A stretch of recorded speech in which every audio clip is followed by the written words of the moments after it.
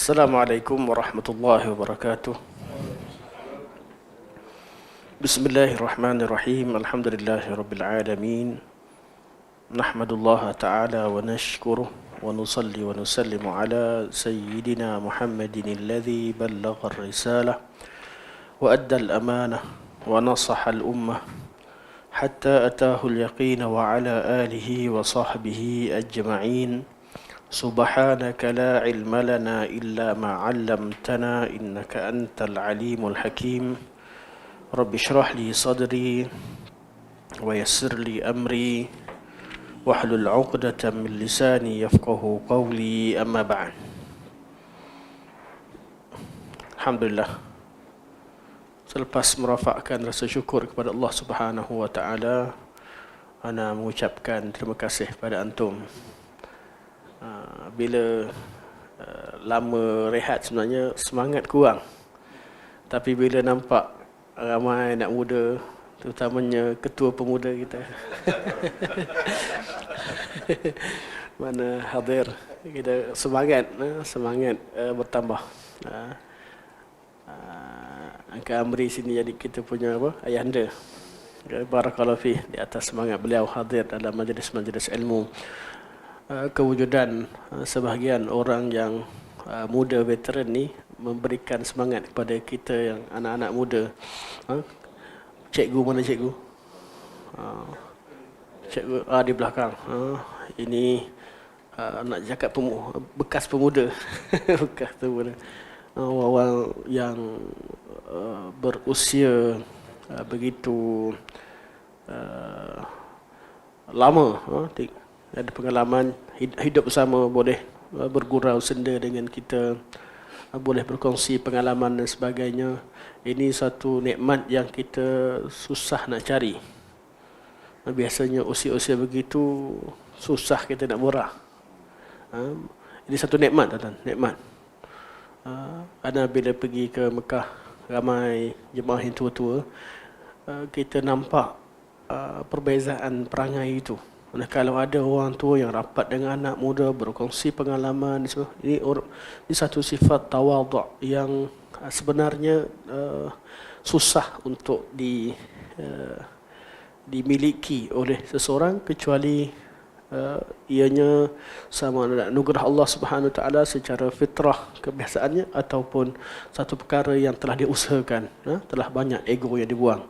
Macam kita ni nampak budak-budak yang kita nampak masa dia lahir sebagai budak-budak yang, kalau anak pernah tahnikan sebahagian daripada zaman kita muda-muda, tahnikan anak-anak kawan-kawan sebagainya, sekarang kita nampak terkejut, dah graduate rupanya, dah jadi ustaz, dah jadi seorang yang dikenali dan sebagainya. Jadi kita nampak kadang dalam pemikiran kita nampak ni dia kecil lagi.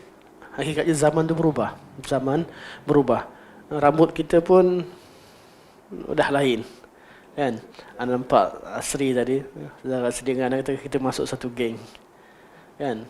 Dulu kita jumpa rambut sama-sama hitam, sekarang sama-sama dah belang, dah ada rambut. Itu zaman perubahan. Tapi macam mana sekalipun, kalau kita terus menerus berusaha bekerja dan sumbangkan apa yang kita mampu, insya-Allah kita takkan pernah rasa kerja itu ada tempat yang perlu kita berhenti. Bekerja ikut kemampuan, usaha ikut kemampuan. Barakallahu fikum di atas kehadiran antum. InsyaAllah kita terus pada perbincangan kitab pada muka surat 187.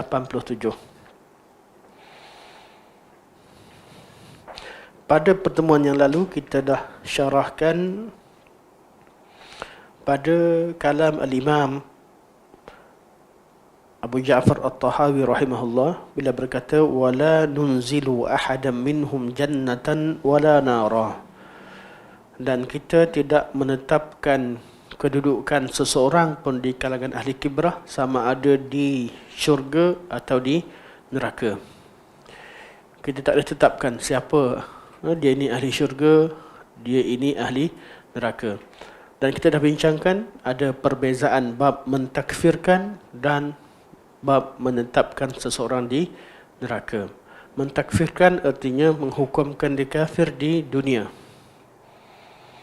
Bila seseorang itu ditakfirkan, artinya dia tidak disolatkan, dia tidak diberikan zakat, dia tidak dikuburkan di tempat orang Islam, dan kalau berlaku peperangan dengan orang kafir kaumnya seumpamanya, dia juga diperangi seperti orang-orang kafir yang lain. Tapi kalau peperangan tidak kepada mereka, peperangan kepada pihak yang lain, kufar yang lain, dia berada pada hukum kedudukannya masing-masing. Jadi darahnya tidak halal. Menghukum dia sebagai hukum, selagi dia tidak dikafirkan, artinya dia orang Islam. Bila ditakfirkan, artinya kita menghukumkan dia dengan hukum orang kafir di dunia ini. Manakala menetapkan seseorang itu di neraka adalah hukum di hari akhirat. Dan nak ulang sekali lagi, inilah yang membezakan antara golongan Mu'tazilah dan golongan Khawarij dalam bab takfir. Khawarij mengkafirkan pelaku dosa besar di dunia dan menghukumkan mereka sebagai ahli neraka di hari akhirat. Sebab itu mereka ganas, mereka bunuh orang-orang yang dianggap sebagai murtad. Cepat memurtadkan dan bunuh. Bahaya. Manakala golongan Mu'tazilah, mereka lembut dari segi tindakan. Kenapa? Sebab mereka tidak mengkafirkan. Pada masa sama, mereka tidak mengatakan orang itu masih lagi beriman. Dia kata ada tengah-tengah. Dia kata kat dunia ini, dia buat hukum sendiri. Dia kata mereka berada di satu manzilah antara dua manzilah. Iaitu, fi manzilatin bainal manzilatain. Berada di tengah-tengah antara, berada di satu manzilah, di tengah-tengah antara dua manzilah. Manzilah ni kedudukan. Dia tak kata mukmin, dia tak kata kafir. Itu golongan Mu'tazilah. Tetapi hukum akhirat dia sepakat sama dengan Khawarij, iaitu mengatakan orang yang melakukan dosa besar mereka kekal selama-lamanya dalam neraka. Kenapa? Sebab dosa-dosa besar ini dosa-dosa yang Allah Subhanahu wa taala larang dan diikuti dengan ancaman api neraka di hari akhirat. Jadi dia kata Allah wajib laksanakan janjinya. Sebab itu mereka dikenakan sebagai golongan al-wa'idiyah. Allah wajib laksanakan janji buruknya. Ahli sunnah mengatakan bahawa Allah Subhanahu wa taala tidak memungkiri janji baiknya, dan janji buruk Allah Subhanahu wa taala, Allah Subhanahu berada dalam masyiatillah. Kalau Allah nak, Allah laksanakan. Kalau Allah nak ampunkan, Allah boleh ampunkan. Janji baik Allah takkan masukkan orang mukmin dalam neraka.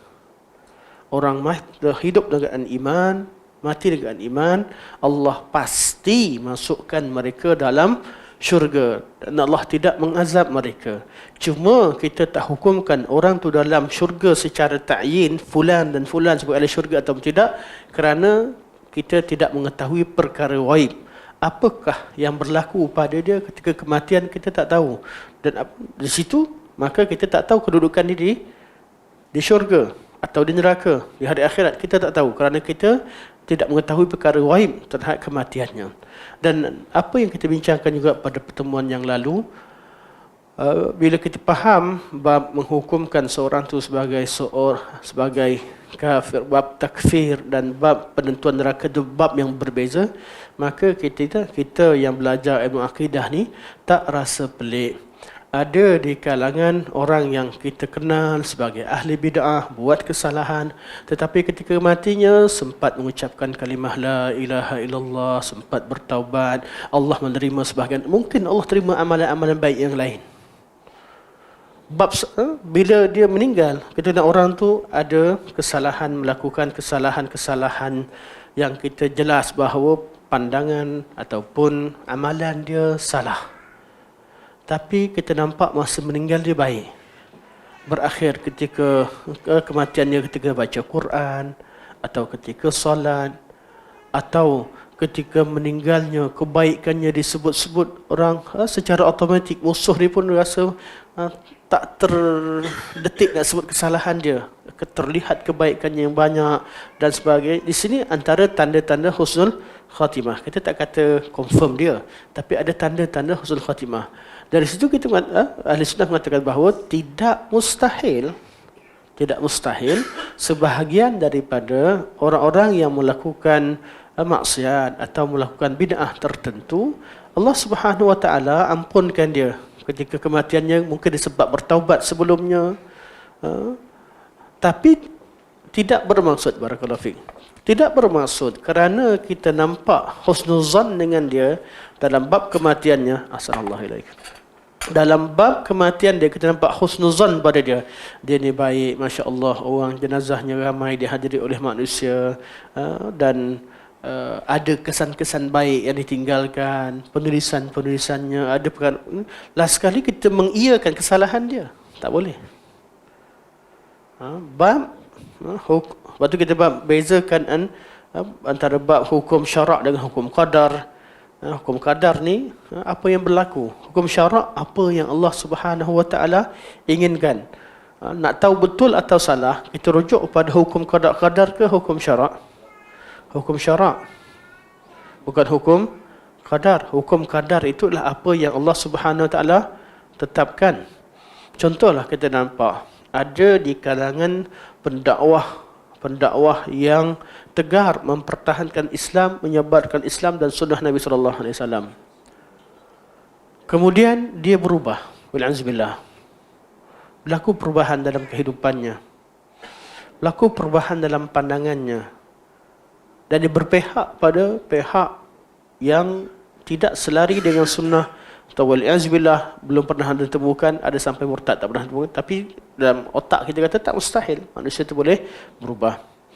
Agak jauh, tapi kita kata agak dari segi pengalaman kita tak jumpa, pengalaman hidup kita tak temukan. Tapi dari segi kebolehan berlaku, boleh berlaku. Manusia itu tidak mustahil. Ada kisah kita dengar seorang muazzin di negeri Syam dan sebagainya, azan kemudian jadi murtad kerana ingin menikahi seorang wanita yang ada di negeri Syam. Kerana dia panjat dan menara, dia tak jaga pandangan, akhirnya dia tertarik dengan seorang wanita. Wanita tu bila dia ketika tidak pinang, diketahui bahawa dia seorang Nasraniyah, dan dia mensyaratkan supaya bukan dia yang masuk Islam, yang tu keluar masuk Nasraniyah. Kisah begini wujud, tapi kisah yang jarang, dan kita pun tidak tahu siapakah dia. Kalau jadi betul, kita tak mustahil, tidak mustahil. Tapi kalau berlaku kematian seseorang itu tidak, keadaan kematian seseorang itu sama ada husnul khatimah atau tidak menyebabkan kita mengiyakan atau menidakkan sesuatu yang berlaku sebelumnya. Jadi kalau ada orang yang pejuang sunnah pada asalnya kemudian berubah, jadi perjuangkan perkara yang tidak selari dengan ajaran Islam, dan kematiannya juga kelihatan buruk, kita tidak menafikan kebaikan dia yang awal. Contohnya kalau katakanlah dia ada buku yang ditulis pada ketika awalnya baik dan disahkan memang berkualiti, buku itu masih lagi kita katakan buku itu betul, baik. Orangnya, semoga Allah ampunkan dia. Semoga Allah Subhanahu wa taala kalau dia masih hidup memberikan hidayah pada dia, kedudukan seseorang begitu. Atau sebaliknya, orang yang tulis buku pertahankan kebatilan, pertahankan perkara-perkara yang berada di antara syirik dan kufur dan iman, jelas tak jelas, ataupun perkara yang kita nampak jelas, perkara syirik dikatakan sebagai iman, sebagai salah banyak. Tapi biasalah orang-orang begini juga, mereka ada mahat-mahat tahfiz, mereka adanya buka tempat-tempat kebajikan, mereka banyak korbankan harta mereka untuk belanja orang, kadang-kadang pergi ke umrah. Anda berada di bidang umrah, Anda tahu, di kalangan orang-orang tertentu kita nampak dari segi mulut, dari segi teruk, tapi dari segi harta dia bawa orang pergi umrah, belanja orang, bercakap, menangis ketika doa menangis depan Allah Subhanahu Wa Taala. Ada sisi baik yang kita tak zahirkan. Ada orang, ada manusia baik. Sebab tu mereka mampu cari pengikut. Sebab ada kebaikan pada dia. Ketika dia meninggal dan kita pun nampak kebaikan padanya, ketika meninggal ada tanda-tanda husnul khatimah, berkemungkinan juga Allah SWT ampunkan kesalahan dia, Allah terima kebaikan dia. Tapi perkara itu tidak menjadikan kita meninggalkan sunnah kerana dia pernah buat salah kemudian dia husnul khatimah. Sebab itu kita kena tahu hukum syarak. Nak tahu sesuatu itu betul atau tak betul, tengok hukum syarak. Apa yang Allah kata, apa yang Nabi kata, hukum syarak. Bab kedudukan seorang, kita tak hukumkan dia sebagai ahli neraka atau syurga. Antara dia dengan Allah Subhanahu Wa Taala, kita serahkan dia dengan Allah. Kecuali dengan nas. Allah dah beritahu dia ahli neraka. Nabi dah beritahu dia ahli neraka. Atau Allah beritahu dia ahli syurga. Nabi beritahu dia ahli syurga. Atau berlakunya ijma'. Semua ulama nukilkan, semua sahabat nukilkan bahawa si fulan ada ahli syurga. Semua tahu kerana ijma' itu tak akan melanggar dengan nas. Pasti ada nas yang sampai pada mereka, cuma tak dinukilkan pada kita. Boleh sahaja berlaku. Kalau berlaku generasi sahabat cerita tentang perkara ghaib dan perkara itu diijma'kan, mereka tak ada tidak berlaku perbezaan pandangan.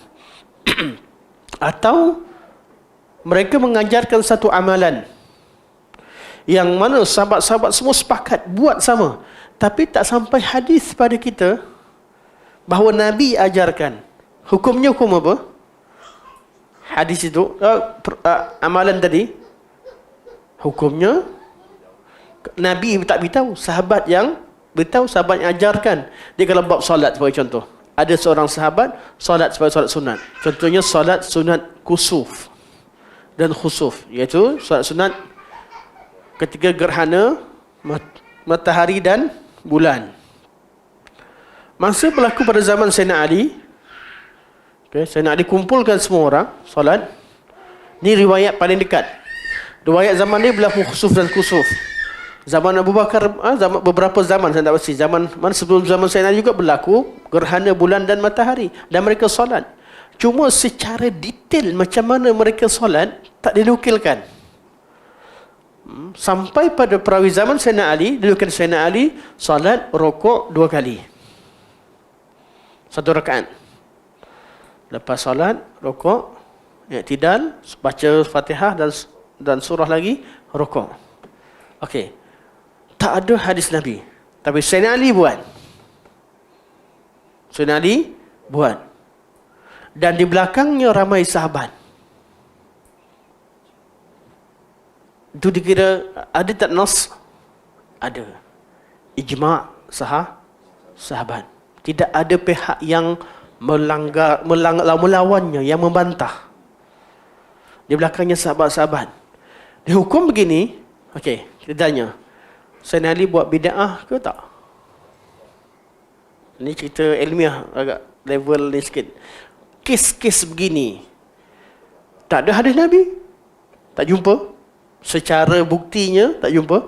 Tapi Sayyidina Ali buat amalan yang tak pernah dinukil, bukan tak ditemukan nukilannya dalam sunnah. Apa hukum amalan Sayyidina Ali? A, bid'ah hasanah. B, sunnah. C, bid'ah dalalah. Dan di sunnah mauqufah lahu hukmur rafa'. Di sunnah Nabi lah. B pun betul sebenarnya, B pun betul. Tapi D itu lebih detail. Sunnah itu hukum amalan begini dihukumkan sebagai sunnah, diterima oleh jumhur ulama dalam hujjah. Hukum sebagai sunnah. Kita tak kata Sayyidina Ali buat bid'ah. Kita kata amalan ini sabit dalam hadis mauquf tetapi lahu hukmur rafa. Hadis mauquf tersebut mengandungi hukum rafa atau mengandungi hukum yang diajarkan oleh Rasulullah sallallahu alaihi wasallam. Jelas? Ahli sunnah takkan terkeluar pada mulut mereka, oh sahabat buat bid'ah. Walaupun bid'ah hasanah. Tak ada, takkan ada.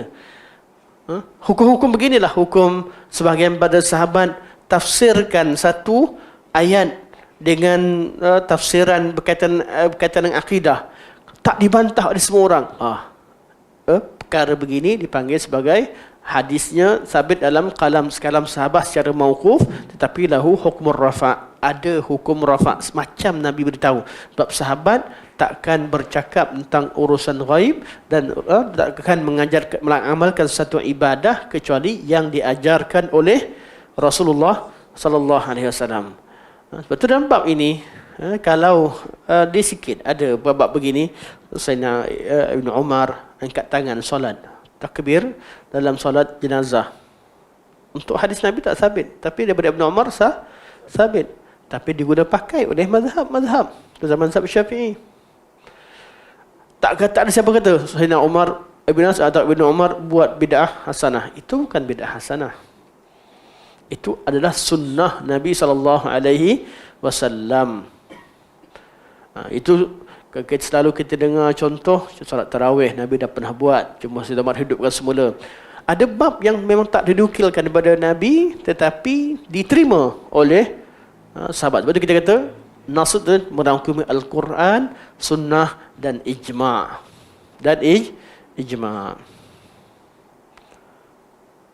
Tapi kalau amalan tu memang amalan baru, generasi kemudian buat, ataupun memang perkataan dia orang ajar zikir tapi bawa syair-syair Arab, confirmlah Quran tak datang bukan dari Nabi. Nabi bukan seorang penyair, Quran pun bukan kitab syair. Kita tak boleh masukkan lagu-lagu yang banyak terkenal dalam sebahagian daripada lafaz zikir sebab dia tak mungkin. Tidak mungkin. Hukum tak sama. Sebab generasi sahabat adanya istilah hadis mauquf tapi ada hukum rafa'. Hadis mauquf hukum rafa' ni terletak pada beberapa masalah. Ringkasnya pada bab ibadah dan bab akidah. Bab akidah, tafsiran atau pengetahuan ilmu yang tak mungkin diketahui kecuali melalui nas, tapi sahabat beritahu. Dalam bab ibadah, satu amal ibadah yang tak mungkin dilakukan kecuali Nabi ajar, tapi sahabat beritahu. Itu dinamakan sebagai hadis-hadis yang mempunyai hukum rafa' tetapi dia mauquf. Kena pastikan sahih atau tidak daripada beliau. Kalau sahih, kena pastikan ada tak sahabat yang bantah dan berbeza pandangan dengannya. Kalau ada perbezaan pandangan, baru kita bincangkan. Di situ dah berlakunya mazhab-mazhab bab tentu. Berdu khilaf dalam akidah, khilaf yang akidah sedikit. Ada beberapa masalah yang sahabat keluarkan pandangan, Ibn Abbas keluarkan pandangan, kemudian Aisyah tolak. Ada beberapa masalah, tapi masalah begitu sikit. Dan tidak dijadikan sebagai tonggak untuk sebagai asas qiyas selepasnya. Jadi masalah yang membezakan ahli sunnah dengan bukan ahli sunnah kat mana? Ahli bid'ah, dia memang langgar perkara-perkara yang telah diijma'kan oleh generasi salafus salih. Bab sifat yang tolak bab sifat di manakah Allah Subhanahu Wa Taala langgar hukum, langgar ayat Quran, langgar sunnah Nabi, tak percaya Allah di atas. Melanggar ayat Quran, langgar hadis Rasulullah, langgar ijma' sahabat, tak ada kenukilan yang khilaf padanya, yang ada semua kaul syadz dan tidak dahlah berlanggar dengan hukum umum pada sahabat, apa yang sahabat ceritakan secara umum. Kemudian tidak ada sanad sebagainya, itu mungkin itu sudah pasti dakwaan-dakwaan yang dibuat kemudian. Dan diketahui kaulnya ketika siapa sahaja yang tidak percaya bahawa Allah Subhanahu Wa Taala itu beristiwa atas arasy, dihukumkan oleh ulama zaman salafus salih sebagai zindiq atau sebagai ada yang kafirkan. Sampai tak begitu, kita tak mengambil hukum itu. Kerana hukum takfir berbeza ikut masa dan tempat. Antum insya-Allah nak sentuh kejap lagi. Hukum takfir berbeza ikut masa dan tempat. Bukan hukum berubah, tidak. Pada suatu ketika, suatu perkara itu perkara yang maklum fid din bid darurah. Orang semua tahu, takkan siapa tahu. Tapi ada setengah masa, setengah tempat benda yang clear dan jelas jadi tak clear. Suatu orang yang duduk kat Eropah yang terdidik sejak daripada kecilnya sebahagian Eropah, sebahagian negara Amerika Syarikat sebagainya, saya kenal bukan tak, sebahagian daripada orang sebagainya terdidik, orangnya baik, tapi memang dia tak tahu pun rupanya pemikiran dia liberal, Islam liberal ya. Yang dia belajar tu Islam liberal. Dia akan pandang terhadap orang yang berjanggut sebagai jumud. Dia pandang jubah ini tak ada kaitan dengan agama langsung. Dia Islam liberal yang terdidik kat Eropah. Dan Islam sebenarnya adalah engkau-engkau, aku-aku, dah hidup engkau-engkau, aku-aku, macam-macam. Ya. Akhirnya dia mengeluarkan pandangan-pandangan yang pelik, menafikan sunnahnya janggut, contoh. Tak sama dia yang duduk kat sana, yang tak faham apa, yang dapat lingkungan pendidikan begitu, dengan orang yang hidup di kalangan sunnah, buka hadis dan dia tahu, kemudian tiba-tiba dia menafikan mana-mana sunnah, atau menghalalkan mana-mana perkara yang diharamkan. Tak sama. Sebab tapi kita tahu bahawa mana mungkin suatu perkara yang dihukumkan oleh sebahagian salaf sebagai kufur atau sebagai zindiq, kemudian dia berubah jadi sunnah, dan orang yang suatu perkara akidah yang dianggap sebagai sunnah pada zaman itu dianggap sebagai mujassimah. Kemudian tak mungkin. Sebab tu ana dengan tegas selalu ajarkan bab akidah. Kenapa kita bertegas dalam masalah sifat, masalah begini? Sebab itu perkara yang memang ijma' pada generasi awal dan semua orang tahu. Kalau kita terima, kita katakan benda-benda furu', sejak bila dia jadi furu'? Sejak bila perkara dah ijma' berubah jadi furu'? Katalah kita bagi pengecualian, bab sifat ni furu' pada kumpulan fulan. Okey, kumpulan lain macam mana? Katalah sebahagian daripada ahli kalam dia cerita tentang ni, kita kata furu'. Habis Mu'tazilah sifat juga, sesat dia. Jahmiyah situ juga. Apatah lagi tafsiran mereka sama pula tu. Takkan yang sini kekal ahli sunnah, yang ni tak ahli sunnah. Dan kita hukumkan pemikiran situ, tempat tu salah. Tapi kita tak hukumkan orang dia sebagai ahli bid'ah secara mutlak, tak. Memang dapat didikan macam tu. Dan mereka memang cintakan sunnah. Mereka jadi orang awam di kalangan ahli sunnah yang tak faham. Tapi pemikiran itu yang menolak nas, yang berbeza dengan nas atau berbeza dengan hadis, tak boleh dinisbahkan kepada Islam. Bab hukum pada personal, hukum pada orang lain. Tapi bab pemikiran lain. Suatu kita bila belajar, kita hukumkan kepada suatu masalah, satu pemikiran. Orangnya hati-hati. Hati-hati. Jangan jatuhkan hukum pada orang. Berkemungkinan dia tak dapat pendedahan langsung. Syukurlah kita diberikan pendedahan. Dah lama dah. Itu pun masih nak lawan. Kan? Dah dengar lama banyak. Itu masih rasa tak puas hati. Hidayah ni milik Allah. Sebab tu kita dalam bab hukumkan pada muayyan, pada seorang tertentu, kena berhati-hati. Dan ini perkara yang diijma'kan oleh semua ulama yang membincangkan bab takfir. Panjang mukadimah, habis masa. Ambil air seteguk boleh. Bismillah. Alhamdulillah. Betul-betul saya kasih potong kuku. Okey. Madu. Masya-Allah, jazakallahu khair. Kita istilah. Kalau tak gula, dia kata apa? Potong kaki. Tak madu, potong kuku. Okey. Bismillah, kita tengok 187. Setengah jam. Dia bukan mukadimah, memang anak-anak sentuh pada kefahaman bab tertentu yang kita sering tanya.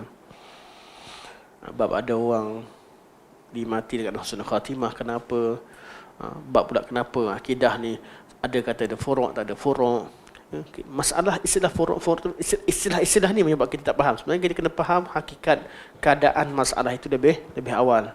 Kemudian nak beza istilah, bezalah. Tapi kita sepakat kita takkan berbeza dengan apa yang telah diijma'kan oleh sahabat-sahabat Rasulullah sallallahu alaihi wasallam. Okey. Masuk pada matan baru. Bab yang sama, sambungan daripada apa yang kita bincangkan pada bulan yang lepas. Kata Syekh, qala al-Imam Abu Ja'far At-Tahawi rahimahullah, ولا نشهد عليهم بكفر ولا بشرك ولا بنفاق ما لم يظهر منهم شيء من ذلك ونذر سرائرهم إلى الله تعالى ولا نشهد عليهم بكفر ولا بشرك ولا بنفاق. Dan kita tidak boleh menghukumkan mereka dengan kufur, tidak juga dengan syirik, dan tidak juga dengan nifaq. Atau nak mudah lebih faham, sebab ayat ini nashhadu alaihim, kita tidak menghukumkan mereka sebagai kafir atau musyrik atau munafik. Siapa? Iaitu di kalangan orang Islam. Kalau orang kafir, jangan pula kata, saya ni ragulah, Yahudi ni kafir ke tak kafir. Tak, yang kafir tu kafir lah, cerita bab kafir. Sebab ada seorang syarah kan, saya pernah dengar YouTube, seorang Syekh Arab, bukan orang biasa. Beliau tersalah. Di situlah beliau kata, bab inilah kita ada di sebahagian pada ulama yang merasa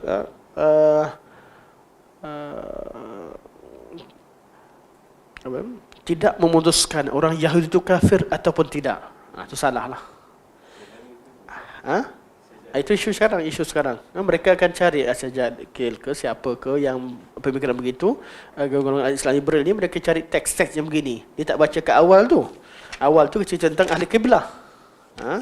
Teksnya berkaitan dengan ahli kiblah. Wa naras salata khalfa kulli birrin wa fajirin min ahli kiblah. Dia bukan ahli kiblah tu menjadi rujukan. Itu di kalangan orang Islam. Wa ala man mata minhum, dan ke atas siapa yang meninggal dari kalangan mereka, baru masuk pada matan-matan yang kita bincangkan sekarang. Wala nunzilu ahadan minhum jannatan wala nara, dan kita juga tak hukumkan mereka sebagai ahli syurga ataupun ahli neraka. Siapa mereka? Ahli kiblah tadi yang disebutkan awal tadi. Baru masuk sekarang, wala nashhadu alaihim bikufrin wala bisyirkin wala binifaq, dan kita tak hukumkan mereka sebagai kafir, musyrik ataupun munafik. Siapa? Orang ahli kiblah, orang Islam. Tapi kalau orang tu memang dia kafir, jangan pula kita rasa ragu. Sebab tu kata Syekh Muhammad bin Abdul Wahab, antara perkara yang membatalkan Islam adalah merasa syak terhadap kekufuran orang kafir. Cuma kaedah ni maksudnya tak bolehlah Syekh letakkan kaedah tu bukan suruh kita kafirkan orang. Memang pertamanya orang kafir itu jelas kafir. Kita tak rasa syak tentang kekufurannya. Okey. Sini tajuk kita berkaitan dengan ahli al-qiblah. Wala nashhadu alaihim bikufrin wala bisyirkin wala binifaq.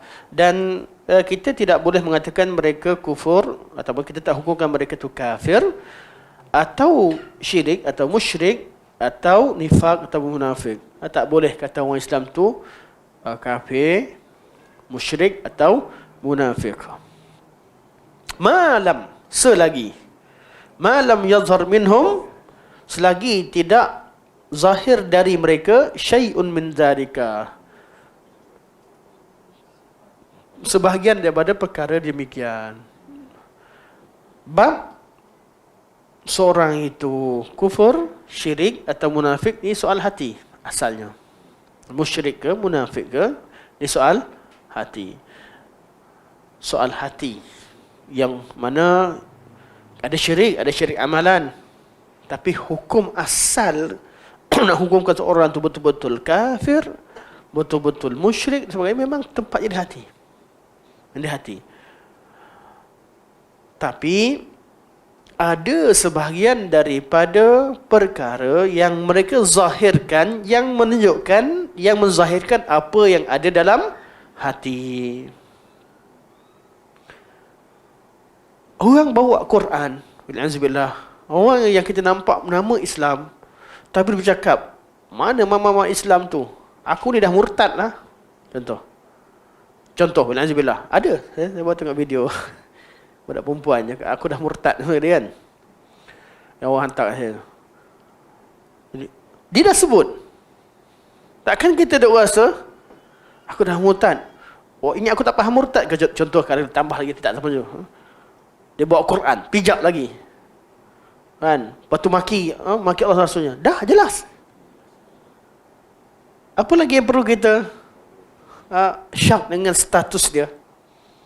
Zahir. Cuma kita pastikan, sebagai pemerintah, pastikan panggil, mungkin depan kamera, belakang ada pistol ke, mana tahu. Dipaksa dan sebagainya. Kan? Tapi ada setengah keadaan tanpa syak. Dan member kita, pistol apa depan mata kita dia buat? Kan? Ada setengah daripada keadaan tidak ada keraguan padanya. Jadi keadaan-keadaan begini, kita hukumkan dia sebagai kafir, murtad, dengan pengakuan dan sebagainya. Mana kalau kita lah, orang bagi, saya bagi baru ni contoh kat Mekah, orang tak bagikan duit zakat. Kawan-kawan tolong nak bagikan zakat, contoh cari orang miskin. Katalah dah lah perangai macam tu, miskin pula, nak bagi tak? Tak bagi ya.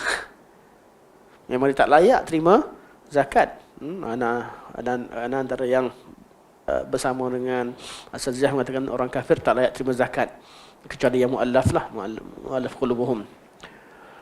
Ada sekadar tidak ada masalah untuk Islam, sekadar bagi begitu tak layak. Apa sahaja berkait Islam. Contoh, tiba-tiba kata, aku dah pijak Quran, dah kata murtad, nak pergi umrah, kau nak tengok lah. Anak sebagai orang yang uruskan visa, anak takkan uruskan. Kan? Atau kata amah bagi, lepas tu kita tak bagi. Kita macam mana? Kita takkan terima apa sahaja sesuatu yang ingin dilakukan berkaitan dengan Islam, kita hukumkan tak layak untuk dia. Selagi selagi kita tak pasti, kita tidak pasti bahawa dia dah, selagi kita tak pastikan selagi kita dapat memastikan dia dah bertaubat. Kalau dia bertaubat, selesailah. Taubat, insaf dan sebagainya. Jadi kita tak akan hukumkan seseorang tu sebagai kafir atau musyrik atau munafik kecuali apa yang zahir daripadanya. Zahir dengan kadar yang betul-betul layak, yang tidak ada syak keadaan dia. Dan bila berlaku begitu, kita perlu berikan, ajak dia bertaubat, berikan penjelasan pada dia sebagainya, apa dia buat. Mana sampai habis, tidak dah kita iqamatul hujjah dan izalatul syubhah. Kita dah bagikan hujah dan kita buang segala kemungkinan syubhah dia. Dah confirm dah, baru hukum dia kan sebagai kafir. Itu pun tengok dulu siapa kita dulu. Kita tu siapa? Kita pun bercakap, baca tak jelas. Dia memanglah dia tak percaya. Sebab kita pun baca Quran tak jelas. Dia kata, aku nak percaya engkau buat apa? Sama-sama lepak kat sini. Engkau pun tak solat, aku pun tak solat. Kita tu siapa pula? Lepas tu syarat orang yang menjatuhkan ni mesti sama ada di kalangan alim, ulama yang memang jelas mewakili umat, keadaan di suatu tempat yang tidak ada pemerintah secara pemerintah. Kita dah kata pemerintah je, pejabat agama. Orang kata pejabat agama je. Okeylah, kat negara ada pejabat agama. Negara tak ada pejabat agama. Kita tak ada syarahkan. Kadang-kadang orang dia syarahkan ikut konteks tempat dia je. Kata, cukup bagi pejabat agama. Betul lah pejabat agama. Kalau betul tempat kita ada pejabat agama, tanggungjawab dan ada mahkamah syariah sebagainya, serahkan kepada mahkamah syariah, adukan kepada pejabat agama. Tak apa. Tapi kalau kelas-kelas bacaan kitab, kita tak boleh hadkan pada pejabat agama. Sebab ada setengah negara, setengah tempat yang memang tidak ada kuasa pihak agama. Di situ perlu didengar seorang ulama yang diterima pandangannya. tempat rujukan. Ada setengah negara persatuan-persatuan yang uruskan, persatuan-persatuan Islam. Ada pihak yang bertanggungjawab, yang layak menyelesaikan masalah. Yang mana bila dia cakap, orang dengar, serahkan pada dia. Adukan pada dia. Kita tak nak berlakunya perpecahan di kalangan orang Islam. Jadi, kita tu siapa? Yang kami? Kita, untuk kita je, kita boleh hukumkan dia. Tapi untuk mewajibkan orang lain, tengok kapasiti kita. Oh, kita ni kalau bercakap pun satu, cakap 10, orang tak percaya satu pun contoh. Orang dengar je. Ada orang tak dengar langsung. Atau seorang, dua orang yang dengar. Tak boleh lah sebabkan kita hukum ke sebuah kafir, wajibkan orang ikut aku. Aku ni dah je ni. Tak boleh. Kena serahkan kepada pihak yang layak, pihak autoriti, sama ada secara politik atau secara keadaan masyarakat yang dia dengar dan dia memang ahlinya, serahkan pada mereka untuk hukumkan. Kita adukan. Kita boleh adukan kalau ada keperluan. Okey. Jadi kita tak hukumkan ma lam yadhhar minhum syai'un min dalika. Betul ada orang akan persoalkan. Kalau macam tu habislah orang kafir semua. Mana tahu munafik ramai ni di kalangan ni. Di kalangan, jangan sebutkan kita. Orang munafik ramai tu. Zaman sekarang lagi lah ramai munafik. Betul tak? Zaman Nabi dah ramai munafik. Ada munafik, betul tak? Zaman selepas ni lebih ramai ke lebih sikit? Ana tanya, zaman Nabi dah ramai munafik, betul? Jumpa Nabi, bukan tak dengar Nabi, jumpa Nabi, bersaksi bahawa Nabi adalah Rasulullah, menyaksikan Quran tu turun, kenal sahabat, ikut perang, ikut curi-curi lah, ikut lari belakang, macam-macam cerita munafik ni. Ikut solat di belakang Rasulullah, duduk dalam tanah haram. Ada tak munafik? Ada. Tu zaman tu dikelilingi oleh manusia-manusia terbaik di atas muka bumi. Masih ada munafik. Zaman kemudian, zaman sekarang, lagi banyak ke lagi sikit munafik?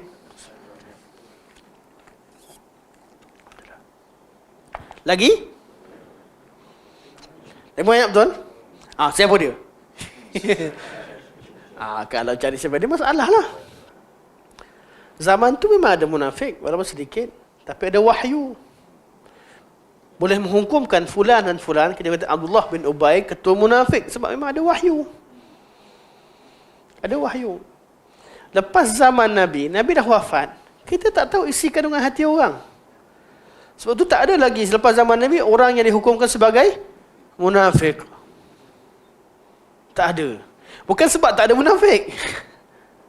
Ada. Yang tinggal kita bacakan tentang tanda-tanda munafik, ciri-ciri munafik ini, tapi kita dah putuskan siapa pun sebagai munafik. Untuk ulama, bila nampak orang tu memang perangai betul-betul kafir dah, perangai munafik, mereka kata zindiq.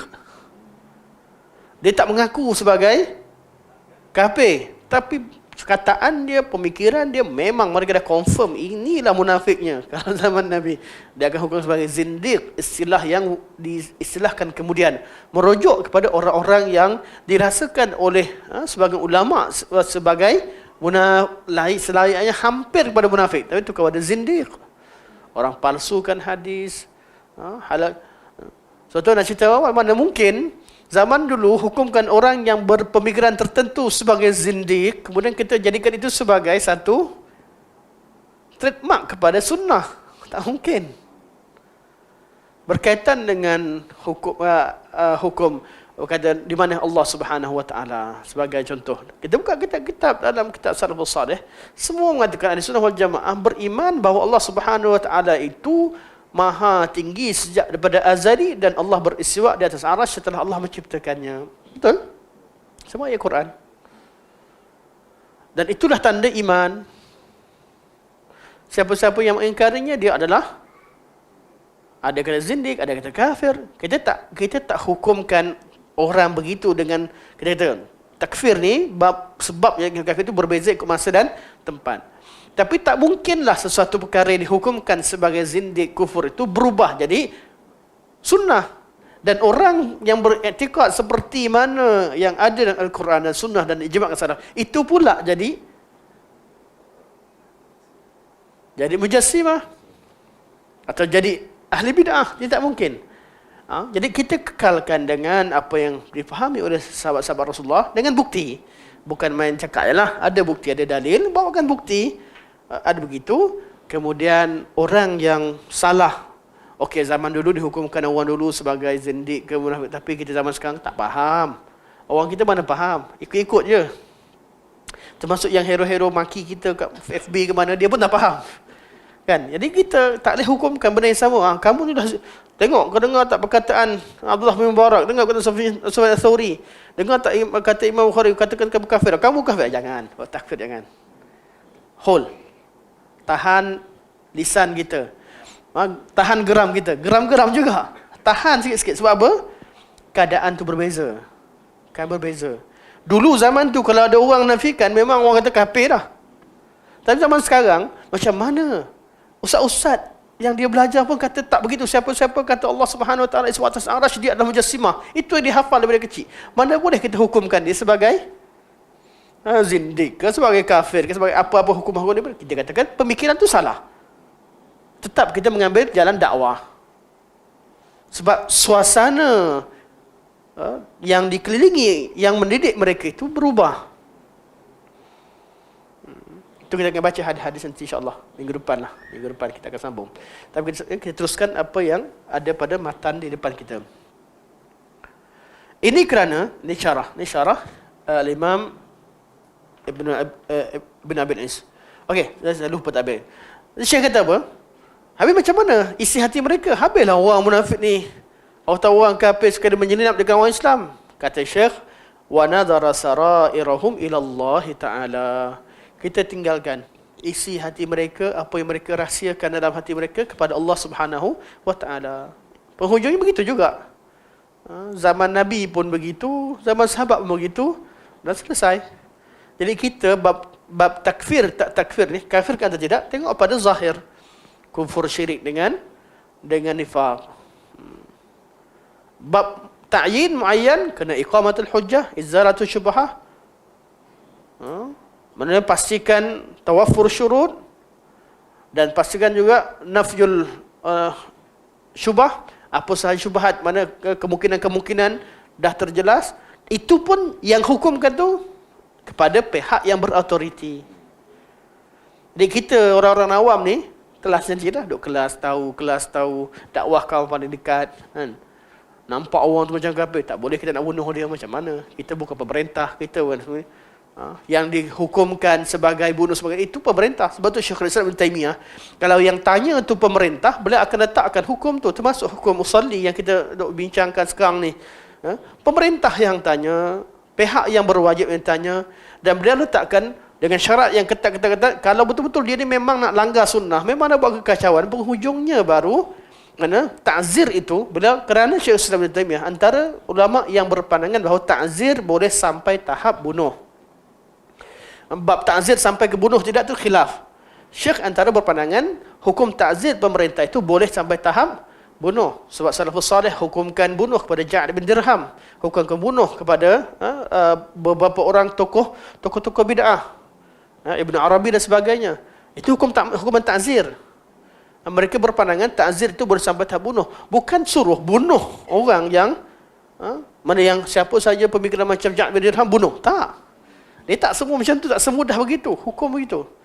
Hatta pada bab takkan orang nak baca usalli jahar, mana baca usalli dengan lafaz kemudian suruh bunuh, tak mungkin keluar dari syariat Islam. Anda kena cek pada fatwa syariat Islam, sangat ketat. Beliau sangat ketat cerita bab tentang takfir ni. Takkan tiba-tiba orang yang letakkan syarat pelbagai dan tahzir tentang hukum takfir dan sebagainya, tiba-tiba dia pula suruh bunuh orang. Mesti kalam di luar konteks. Apatah lagi bila dirujuk, nampak detail konteksnya. Ya, orang bercakap tu tak baca. Dia tak baca, dia dengar-dengar. Atau dia baca tapi dia tak faham. Baca tajuk pun tak ada tajuk. Dalam fatwa dia tak ada tajuk, dia kena baca. Dia baca tak faham tu. Dia baca tak faham atau tak baca, atau anda masa geram dia kat betul huruf. Dengan satu lagi dia tambah perkataan, anda tolak balik. Anda butuh huruf dan butuh hati. Tak sampai hati. Allah, anda tengok balik, tak betul aku ni. Buang perkataan hati. Butuh huruf je lah kat status tu. Geram bila kita dengar.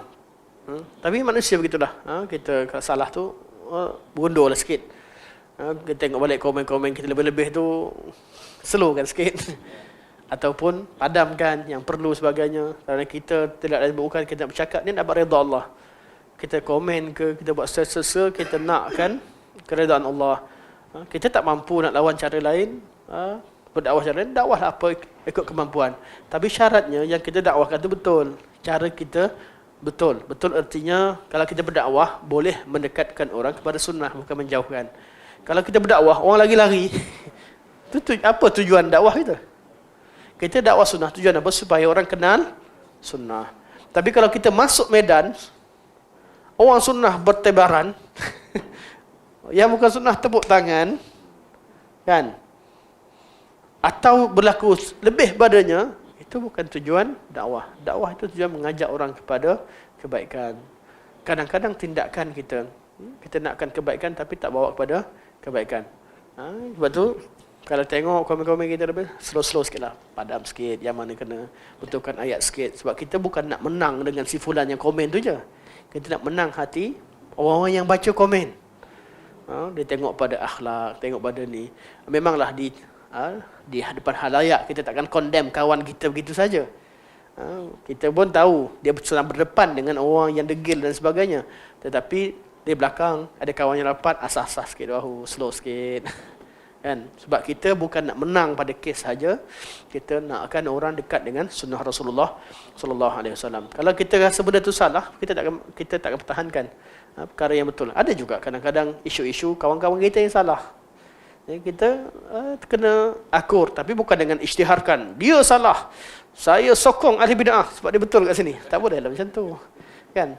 Tegur dengan slow, dengan baik sebagainya. Bab dakwah ni kena ada rahmat terhadap kawan-kawan. Kawan-kawan kita semangat. Kadang-kadang kita jangan matikan semangat. Tapi kalau semangat lebih, kita cuba slow down kan sikit sebagainya. Itu kerja kita lah kawan-kawan. Saling nasihat, menasihati. Okey. Sebab di kalangan dua pihak yang bertelagah, ada pihak yang memerhatikan. Masa Nabi lawan dengan Quraisy, siapa yang memperhatikan? Ada isu antara Nabi dan Quraisy ini. Memang peperangan berlaku daripada mula perang Badar sampai perang Ahzab, sampai pembukaan kota Mekah. Melibatkan pihak Mekah dengan pihak Madinah, betul?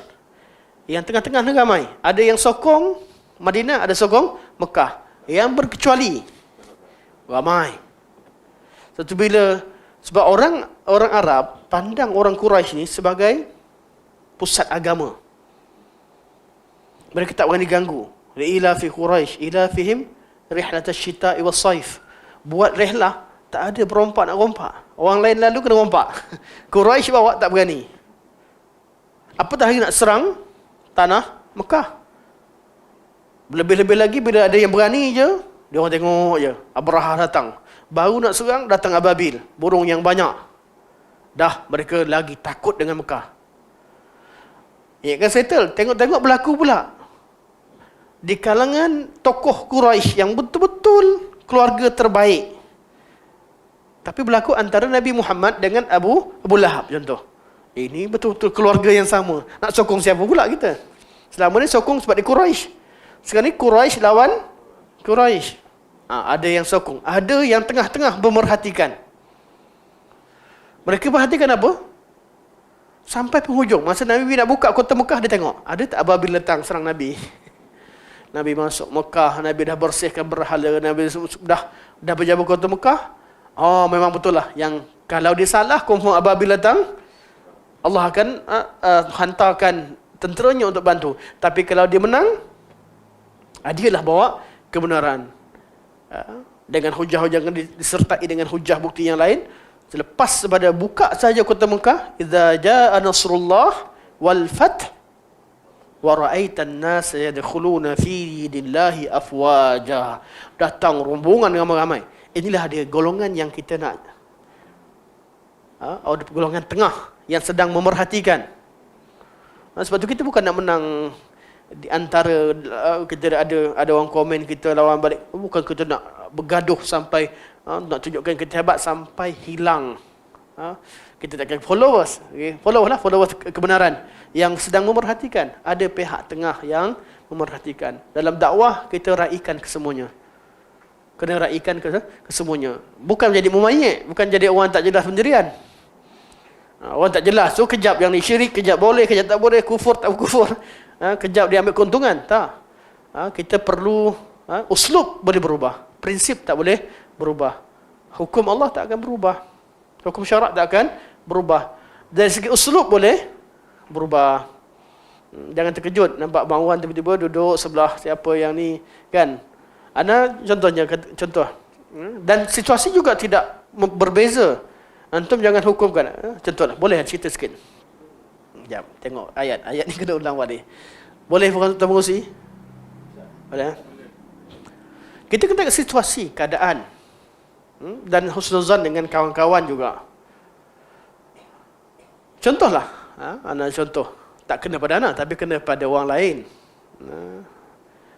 Pada anak adalah kawan-kawan mesej juga. Tapi dia bukan benda besar, tapi berlaku pada sebahagian kawan-kawan yang belajar agama lah, usatizah yang berada di sebahagian, contoh di travel agency lah, anda pergi bawa travel agency. Yang ada dalam tu jemaahnya golongan-golongan yang disebahkan sebagai kuburiyun. Owner travelnya orang sunnah. Jemaah yang perginya orang kita panggil kuburiyun lah. Istilah tu betul tak betul kita tolak tepi. Tapi di kalangan kita kenal macam itulah. Banyak pergi kat kubur, buat amal ibadat sana sini. Dan mungkin betul dari segi sifatnya, tapi istilah penggunaan tu betul tak betul ikut tempat tu cerita kemudian. Tapi begitulah. Mana tokoh yang orang tertentu. Dia ada kawan-kawan kita kata, Ustaz, saya nak ikut dengan Ustaz, saya tak nak ikut dengan geng tu. Dia dah bersama kuburian semua sekali. Ni ada kawan kita dah mesej kan.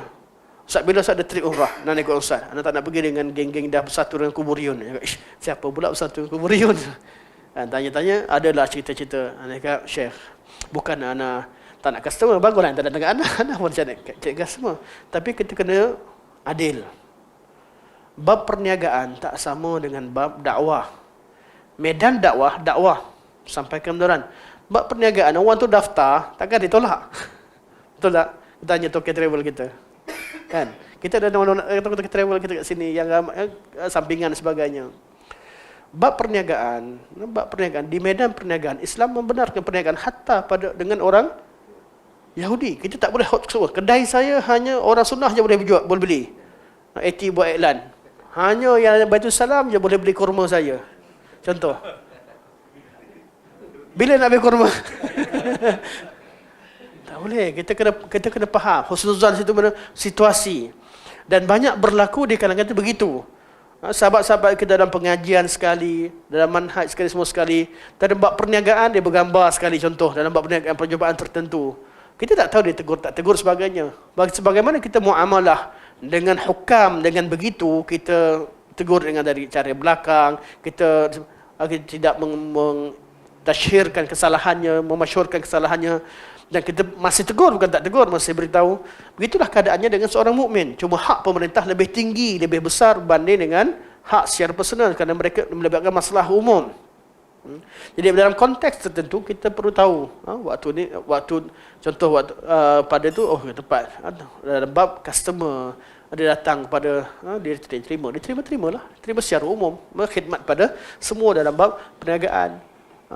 Cuma mesej yang disampaikan mesti betul, cara yang diajarkan adalah ikut sunnah Rasulullah sallallahu alaihi wasallam.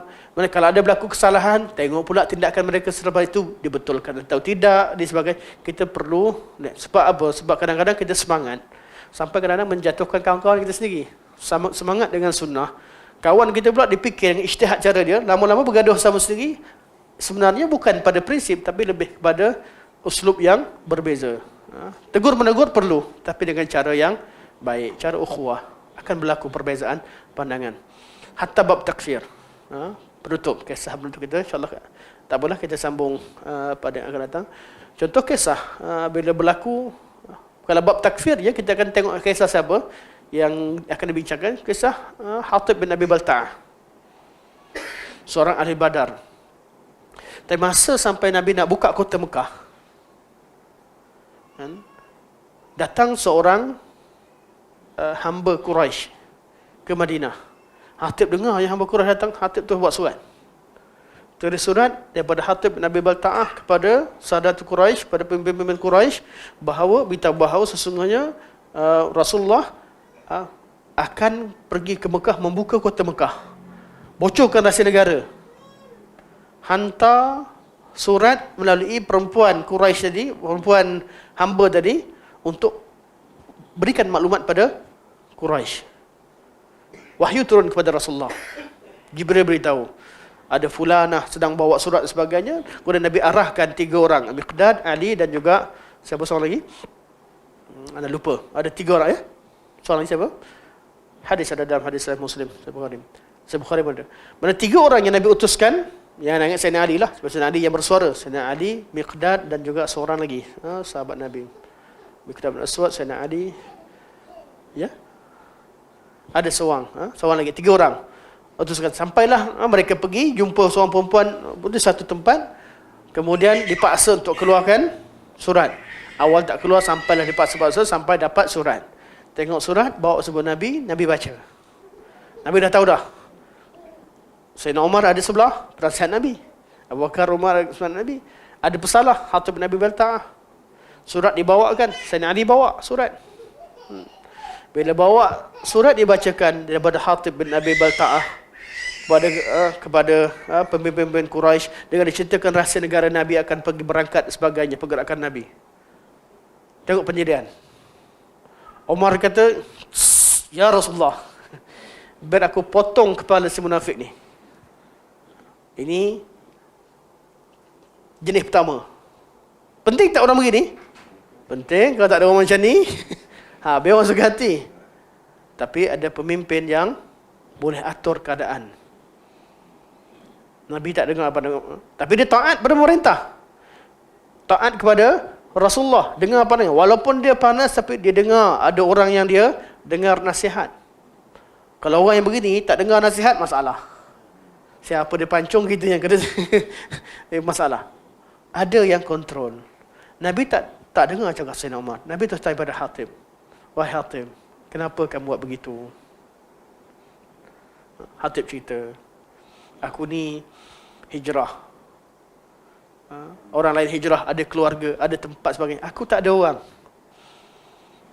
Cuma aku ada keluargaku yang duduk bersama mereka. Aku harapkan mereka tolong jaga, tolong tengok dan sebagainya. Adalah kisahnya, mana ada masalah tertentu.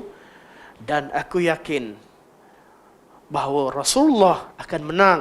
Dan aku beritahu tak boleh kesan apa-apa pun. Mungkin orang lain pun tahu, mungkin mereka akan tahu. Mereka tahu sekalipun mereka tak mampu berdepan dengan Rasulullah. Dia yakin Nabi menang, tindakan dia. Betul ulama kata apa? Satu, orang ni bab tak sedapnya Imam Bukhari, tajuk hadis ini cerita tentang orang yang mentakfir, orang yang menghukum kafir dengan secara salah. Sayyidina Umar salah lah, hukum nak kata kafir, hukumkan sebagai munafik. Dan satu lagi, dalam kitab yang lain, nak baca ni lama dan tak sempat nak merajaah tadi, letakkan tajuk orang yang melakukan perkara kufur tapi secara takwil. Hatib bin Abi Balta'ah buat perbuatan kufur, iaitu berpihak kepada kufar dan melawan dengan Rasulullah. Perbuatan kufur. Tapi dengan takwil, dia sangkakan boleh. Tak ada apa-apa pun. Aku buat macam ni, Nabi tak memberi manfaat pada Quraisy, tak diterkesan pada ini. Aku dapat manfaat. Keluarga aku terjaga, Quraisy takkan menang, Nabi takkan kalah. Takwil dia. Dengan takwil.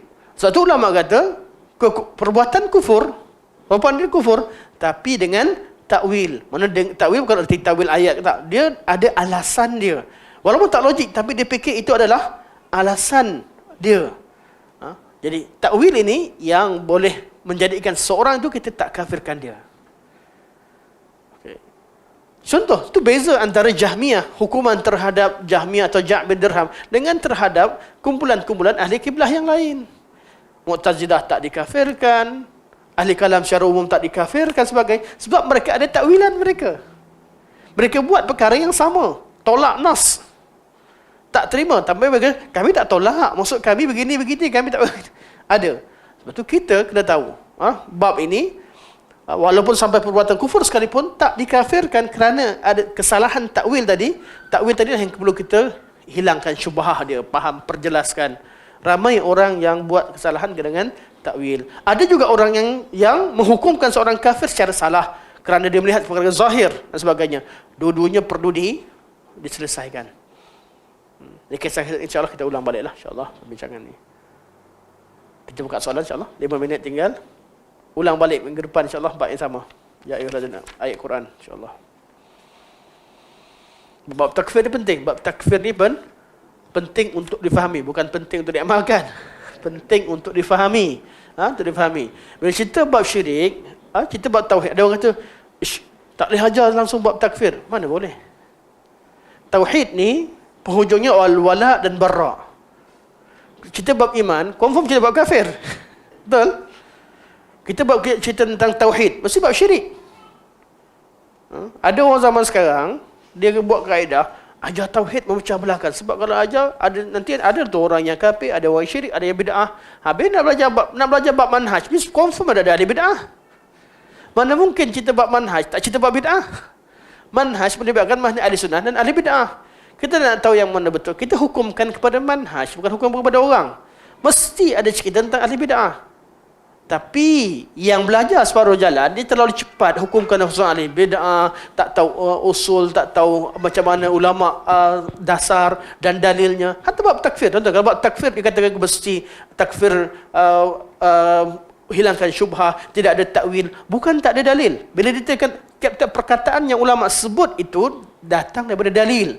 Kalau kita nak terlibat bab ni, dalil pun tak jumpa, siapa Hatib bin Abi Balta'ah pun tak jumpa, hadis tu pun kita tak kuasai dengan betul, macam mana kita nak hukumkan? Dasar apa yang kita pegang sebenarnya?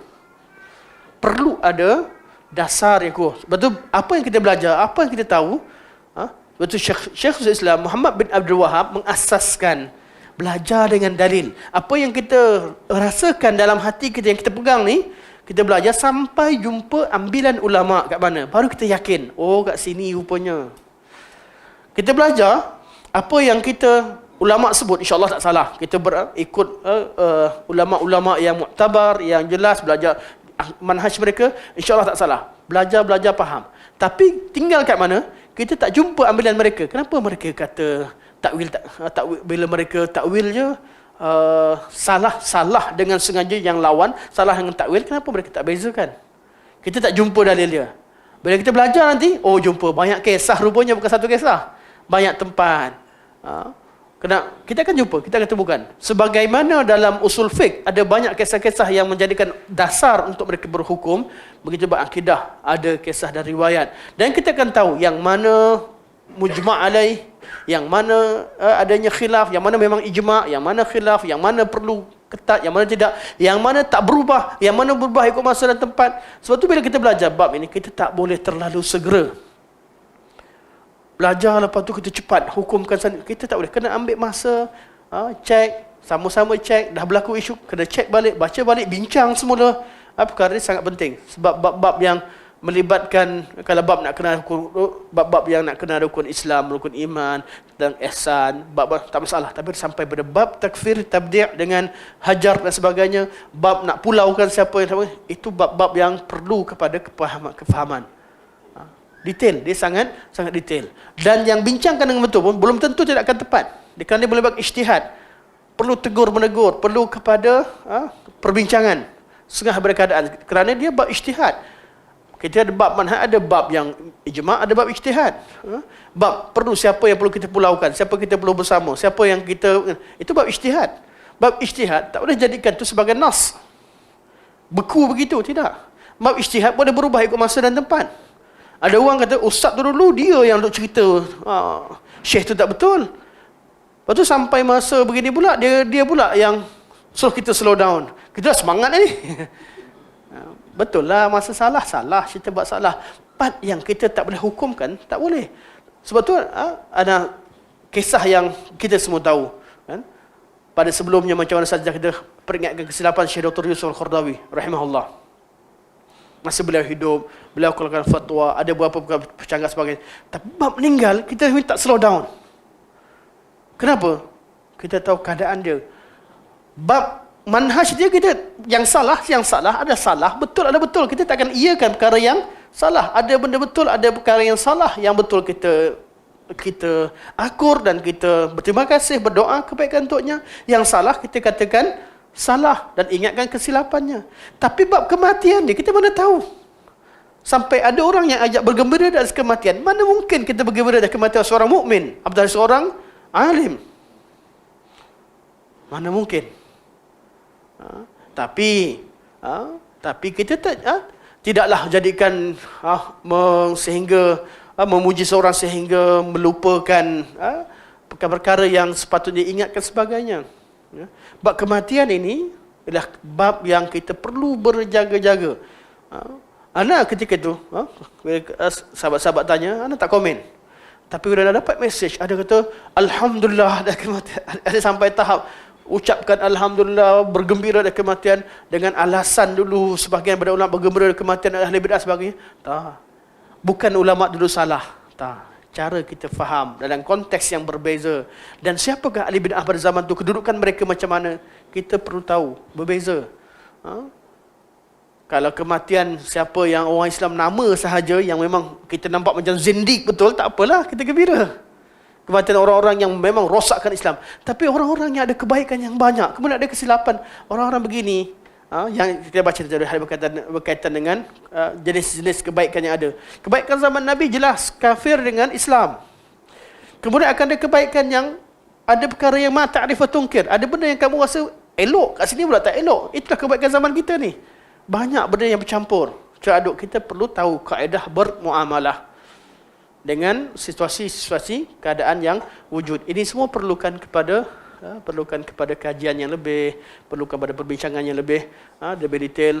Yang penting apa saja tindakan yang kita buat yang besar, tindakan-tindakan yang melibatkan ijtihad, jangan jadikan kita sebagai mujtahid. Jadikan kita sentiasa berbincang dan tahu. Kalau tak, saya dah bincang dengan ustaz tu, mesej dia tak jawab. Sebenarnya ustaz pun pening juga tak jawab apa. Setengah keadaan. Tak apa. Biar kita diam, lebih baik daripada buat kenyataan yang salah. Kalau kita ahli kenyataan, tak ada, kita mufti. Wajib keluar kenyataan. Tak apalah, memang kena ijtihad dah, panggil orang ni. Kalau kita bukan mufti, pandangan kita tak beri pandangan pun tak ada apa-apa, diam lebih baik. Diam lebih baik. Bismillah.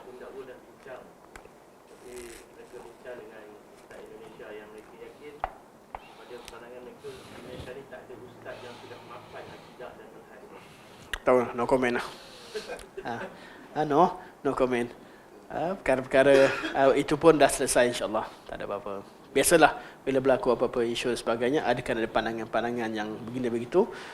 Kita hanya bagikan formula umum, keadaan umum insyaAllah. Boleh insyaAllah kita? Tak ada soalan lain? Usi? Okey, insyaAllah. Sampai sini saja. Semoga Allah Subhanahu Wa Taala jadikan pertemuan kita bermanfaat yang baik untuk Allah Subhanahu Wa Taala, yang lemah kurang daripada saya sendiri. Semoga Allah Subhanahu Wa Taala terima segala kebaikan, ampunkan segala kelemahan dan kesilapan tersebut, dan semoga Allah Subhanahu Wa Taala jadikan kita di kalangan orang-orang yang mendengar nasihat dia perkara yang baik dan ikut padanya, perkara yang buruk kita mampu tinggalkan tanpa ada perasaan malu dan ego di depan Allah Subhanahu Wa Taala. Sini saja. Subhanakallah wa bihamdika asyhadu an la ilaha illa anta astaghfiruka wa atubu ilaik. Wa sallallahu ala sayyidina Muhammad wa ala alihi wa sahbihi wa baraka wa sallam. Walhamdulillahirabbil alamin. Assalamualaikum warahmatullahi wabarakatuh.